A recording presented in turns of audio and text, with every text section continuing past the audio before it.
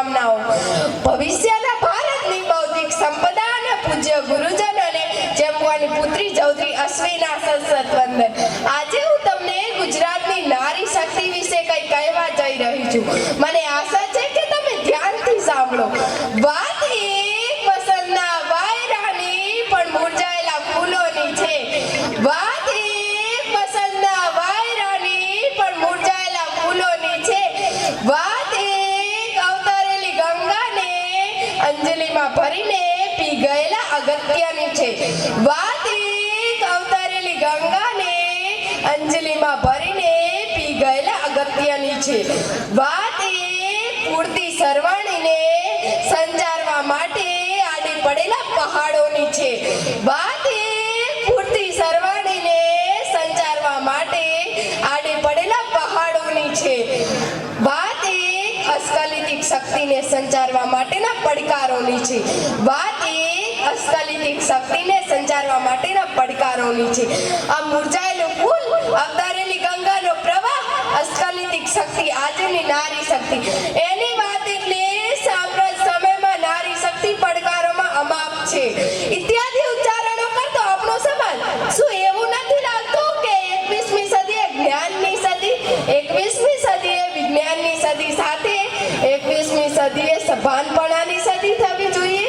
તો વાતનું વિશ્લેષણ એવી રીતે થઈ શકે કે આ નારી શક્તિને રૂંધાવવાના કારણો, એની સામેના પડકારો અને એનું સંભવત નિરાકરણ આપણે દરેક માધ્યમો દ્વારા જાણીએ છીએ કે ગાર્ગી મંત્રી, લોકમુદ્રા કે અરુંધતી જેવી જ્ઞાતા રત્નોથી ઉજાગર છે।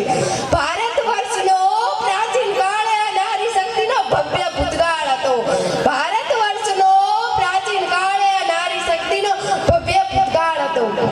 કદાચ વિદેશી પ્રજાઓના સામે પોતાની સંસ્કૃતિને ટકાવી રાખવા, શ્રી ઘર કુટુંબની સલામતી માટે રીત રિવાજો, રૂઢિઓ, પ્રણાલીઓ બધાનું સર્જન થયું હશે।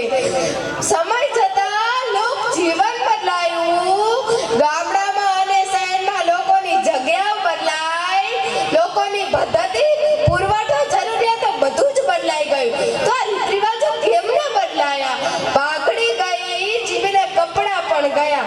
હવે દેખાવ પહેરવેશ કે બોલી વાળા નક્કી નથી કરતા। હવે દેખાવ પહેરવેશ કે બોલી વાળા નક્કી નથી કરતા। કેટલાક રીત રિવાજોમાં પરિવર્તન ના આવતા તે રિવાજો કુરિવાજો બન્યા છે।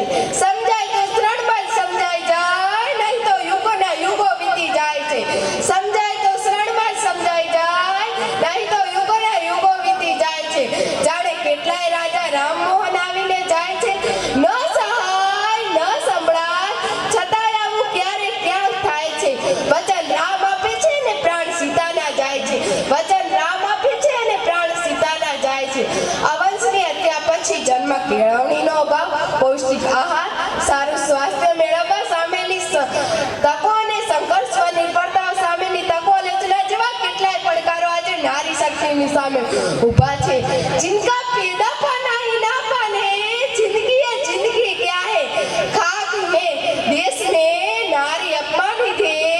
नासादे दिल पर आद्रा कर कहिए देश क्या आजादी, नासादे दिल पर आद्रा कर कहिए देश क्या आजादी। કોઈ એક ઉમર બાળકીના જીવતે જીવત એક અંગ કપાતા હોય છે અને તે જીવ થોડીક ક્ષણમાં તડપીને હંમેશ માટે શાંત થઈ જાય છે। હોળી અને શું હું સાવ એકલા, દર્દને સમજનારા કોઈ અમારા નથી। કદાચ કિનારે પણ પહોંચી ગયા તો શરણને સમજનારા વિસામાં નથી। કદાચ કિનારે પણ પહોંચી ગયા તો શરણને સમજનારા વિસામાં નથી।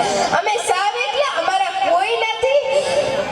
આપણે એ જ નક્કી કરી શકીએ છીએ કે આપણે કેટલા સંતાનો જોઈએ છે, કયા એ તો પરમાત્માના હાથની વાત છે। ઈશ્વરે આપેલી આ અનમોલ ભેટને જો આપણે પ્રેમ ના આપી શકીએ ને તો આપણે માતા પિતા બનવાના અધિકાર છીએ ખરા? કહેવાય છે કે માં ચંગાવતીએ સતને ખાતર પોતાના પુત્ર ચેલૈયાનું માથું ખાંડણીમાં ખાંડ્યું હતું।